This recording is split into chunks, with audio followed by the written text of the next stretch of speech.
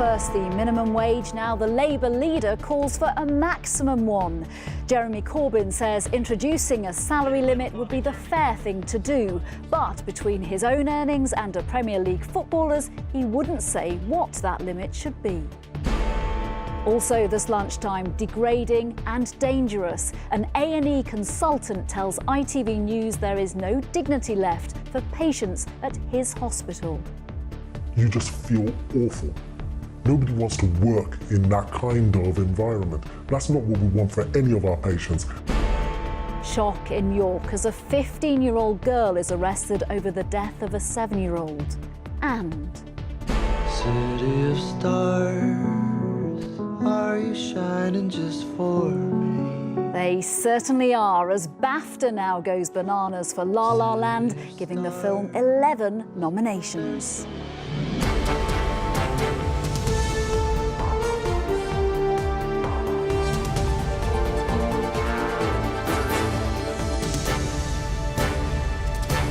This is the ITV Lunchtime News with Nina Hussain. Good afternoon. Today we were supposed to learn what Jeremy Corbyn wants for Britain after Brexit. He'll make a speech on that later this afternoon. But as he was questioned on Europe this morning, he called for this country to have a maximum wage. He wouldn't say what that maximum would be or how it would work, but it's the first time a Labour leader has supported such a radical move. Here's our political correspondent, Emily Morgan. He's the man who's due to lead Labour into the next election and fight to become our next Prime Minister. Today, Jeremy Corbyn gave us a glimpse of what he'd like to do if he does win. Put a cap on maximum pay. I would like to see a maximum earnings limit, quite honestly, because I think that would be a fairer thing to do. Because we cannot set ourselves up as being a sort of grossly unequal bargain basement economy on the shores of Europe. We have to be something that is more egalitarian. He declined to say where he would set the cap, but said some footballers' salaries were ridiculous. His stance appeared to surprise some of his own MPs. I personally would advise Jeremy to think again on that one. I think that this really has to be about getting to the foundations of the problem, addressing the causes, not the symptoms. Rather than a limit, Mr Kinnock favours ratios on executive pay, something Switzerland had a referendum on and was roundly rejected. But could capping maximum pay appeal to voters Labour really needs to win over? Why should one man dictate what everybody else wants to do? Let everybody do what they want to do. If they want to work hard and earn extra, let them earn as much as they want. It's ridiculous what some people get and what some people have to live on. People would then leave the country. The high earners would leave the country. The high earners pay a lot more in tax. It's a view shared by many business leaders who say capping pay is wholly impractical. There are very few countries in the rest of the world that have followed this path, and their economies, thinking specifically of Cuba and Venezuela, are not necessarily ones that the United Kingdom might want to emulate in a post-European Union world. We need to send a message to the globe, to the global business community, that we're open, that we're ambitious and that we're entrepreneurial, and that success is celebrated, not punished. Jeremy Corbyn himself was presented with an Arsenal shirt this morning. It's unlikely many of the players in his favourite team will be pleased to hear his new policy idea. He was supposed to be clarifying his position on immigration today. Oh, thank you very much. Can we but has instead ignited a debate few were expecting. Yes, as you said, he was supposed to and is due to speak about immigration later. Overall, what's he hoping to get out of today, Emily? Well, it's very hard to say. As you've just said, and as I said in my report, he was supposed to be clarifying his position on immigration. In a very big speech this afternoon, he is due to say that he is not wedded to free movement of people, and that is a big shift in immigration policy for him. I was speaking to a senior Labour MP earlier today who said he's very pleased with the direction that Mr Corbyn was going, that he's finally saying something concrete. But in TV interviews this morning, he then suggested that actually a free movement of people could continue in some circumstances. So the Tories are now saying that he's confused on the issue. Meanwhile, he has also said that there could be a wage cap. Now, he is unlikely to be uncomfortable with the fact that it's creating such a debate. That is comfortable ground for him, whereas immigration really isn't. We'll have to wait and see then. Emily Morgan, thank you. Well, while we do here to wait to see what the Labour leader wants regarding trade deals with Europe, the Foreign Secretary Boris Johnson has returned from talks with Donald Trump's senior advisers, saying Britain is first in line for a trade deal with America once the president-elect takes office. It contrasts, of course, with President Obama, who said during the referendum campaign that the UK would go to the back of the queue. Our political correspondent Libby Wiener is inside the House of Commons this lunchtime. Does Boris Johnson think a deal can be done with America quickly?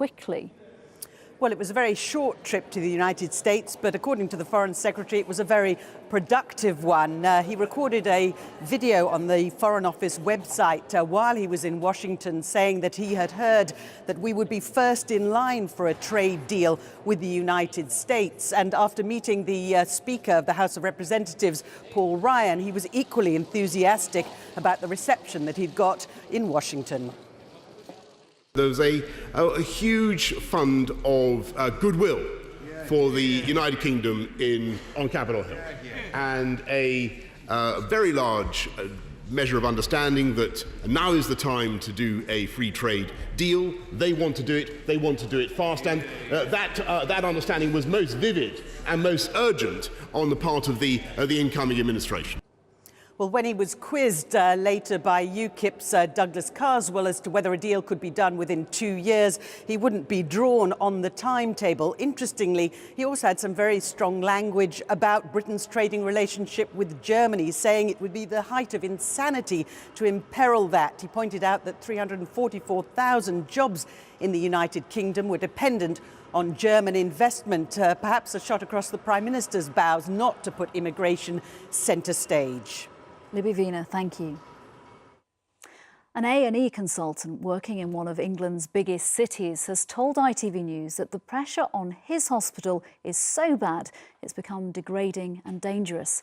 Speaking anonymously, he said his department was so overwhelmed with admissions that there was no dignity left for our patients. Our health editor, Rachel Younger, joins me now. The row over A&E departments really blew up yesterday, didn't it? The Health Secretary, Jeremy Hunt, saying a third of patients were there unnecessarily. What did this doctor tell you? Well, he said it was farcical to suggest that it was people coming to A&E when they didn't really need to that was behind the problem, pointing instead to a critical shortage of beds. And he went on to give us some of the most disturbing and graphic detail I've ever heard of just how serious the situation is. We have patients pretty much anywhere that you can have a patient in our emergency department. We've got patients with severe illnesses on chairs receiving drips, antibiotics, medications, patients with cardiac problems who are on chairs because there's no trolley for them to go onto, unable to monitor them. There's just absolutely no dignity left. If you have patients in corridors and you have inadequate sort of shutters, blinds in between them, and these are patients who are sick, can't move off of their trolleys, and are having to use bedpans in front of patients who are stuck on chairs because we're overwhelmed in terms of our staffing numbers. Some of them have been incontinent on trolleys because there just wasn't the nursing staff or the medical staff to get to them in time, and they've done so in full view of their relatives, strangers. You just feel awful. Nobody wants to work in that kind of environment. That's not what we want for any of our patients. I don't want that for, if this was my relative, I'd feel absolutely horrified.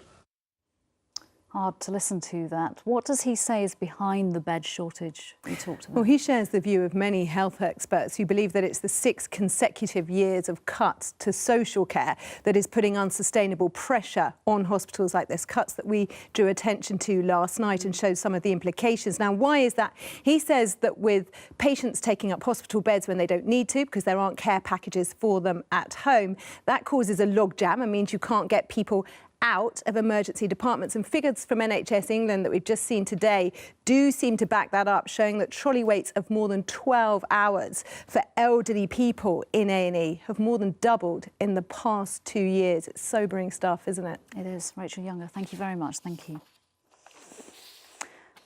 A community in York has been left in complete shock after a 7-year-old girl died after being found with serious injuries on a playing field yesterday afternoon. A 15-year-old girl has been arrested in connection with her death. Damon Green is there. What is the latest on this from the police, Damon? Well, the police having to be very careful what they say. After all, this is a continuing investigation. This is a suburb of Woodthorpe at the very edge of the city of York, and this is Alness Drive, a prosperous street. These houses owned and inhabited by well-to-do families and retired couples, and certainly no one who lives in this street has ever seen anything like this. The focus of the investigation is a passageway which leads from this cul-de-sac to a playing field behind, and shortly after 4 p.m. yesterday, a 999 call was placed. Early today, North Yorkshire Police described what they found when they arrived. Officers attending found a 7-year-old girl with life-threatening injuries. She was taken to York District Hospital but sadly died a short time later.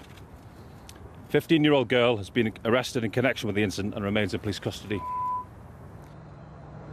Well, neither that 15-year-old girl nor the girl who has died has been identified. Neighbours here describe seeing a woman who is clearly the dead child's mother arriving and in a state of terrible, terrible distress. We understand that she and her family are being supported by police. Detectives are continuing to make house-to-house inquiries as this investigation continues.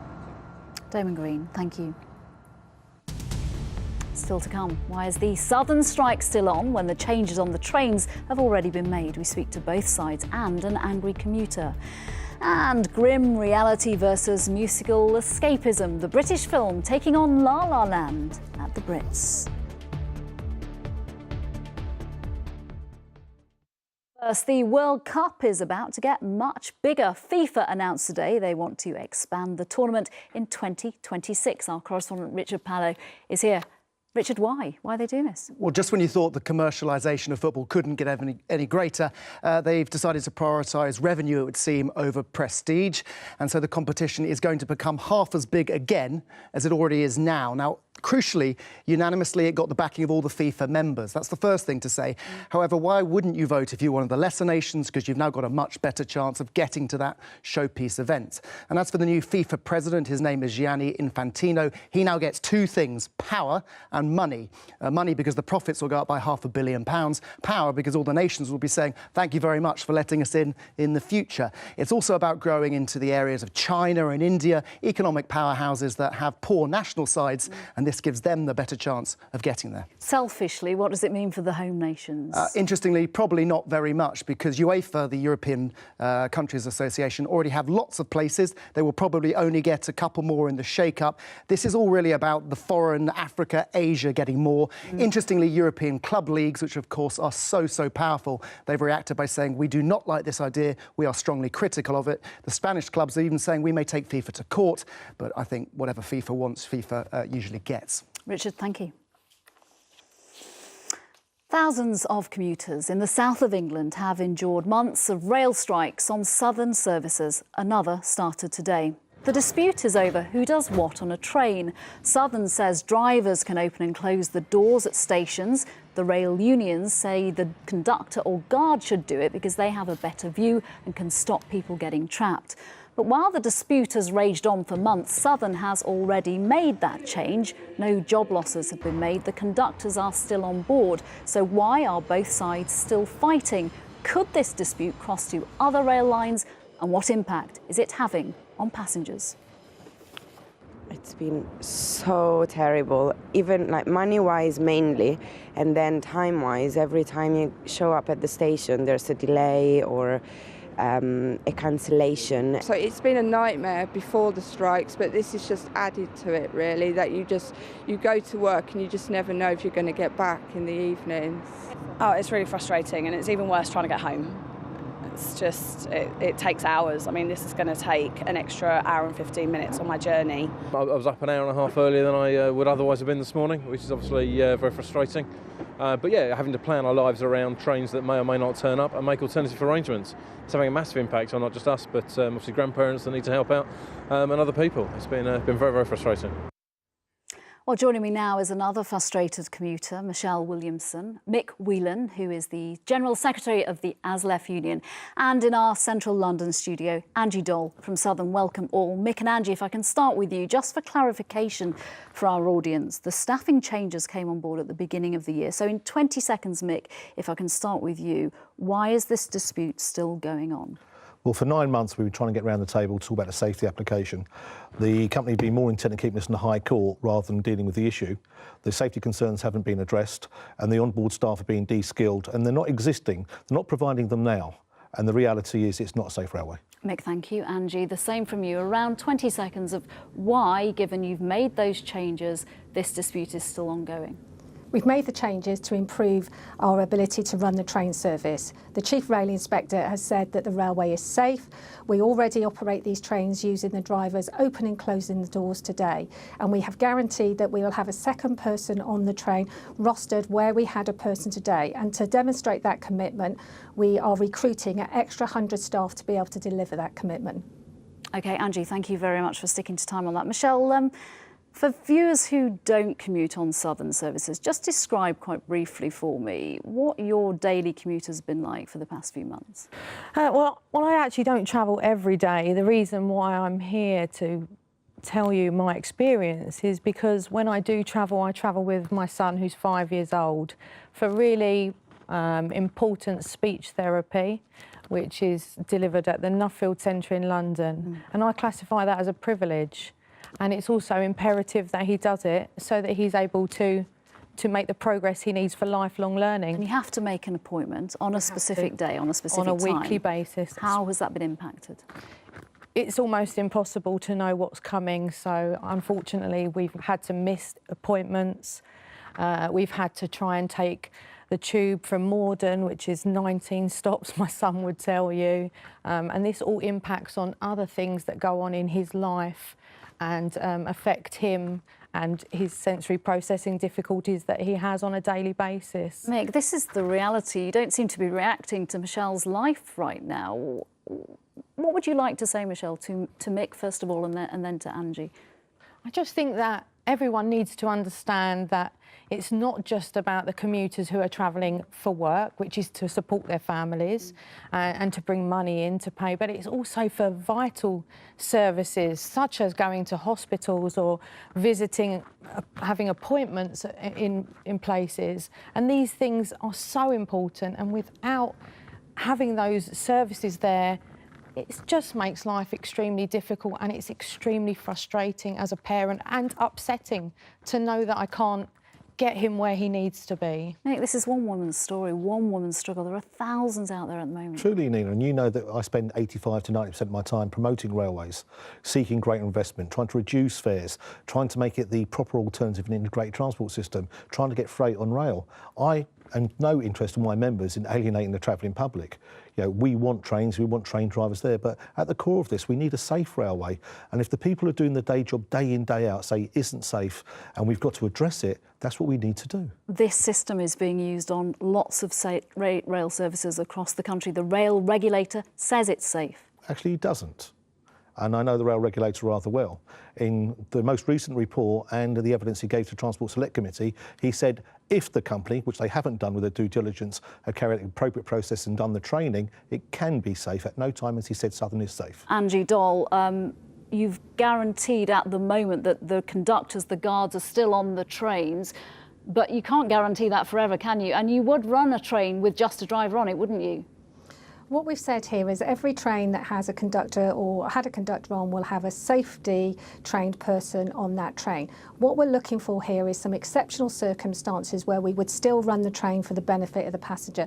And I'd like to say, you know, to Michelle in the studio there, you know, we are sorry that we haven't been able to run a service today.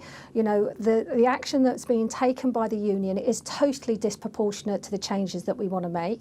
And today we are running GTR brands such as Thameslink and Gatwick Express, where the driver operates the train, and that has been endorsed by the same union today that is taking people out on strike. This could go on all day, of course, and obviously the dispute seems to be never-ending. Angie, Mick and Michelle, thank you very much for coming in. Thank you.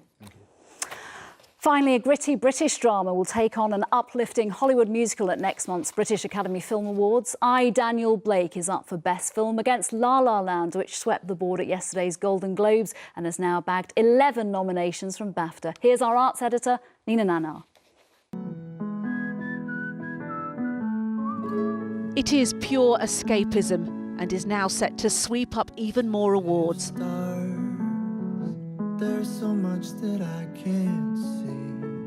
La La Land is up for 11 BAFTAs. The voters clearly won over by this romantic musical, a tale of young lovers in pursuit of the Hollywood dream. Jesus Christ! Who's first in this queue? I am. Do you mind if this young lass signs on first? No, you carry on. This isn't your concern. I want you to get out as well.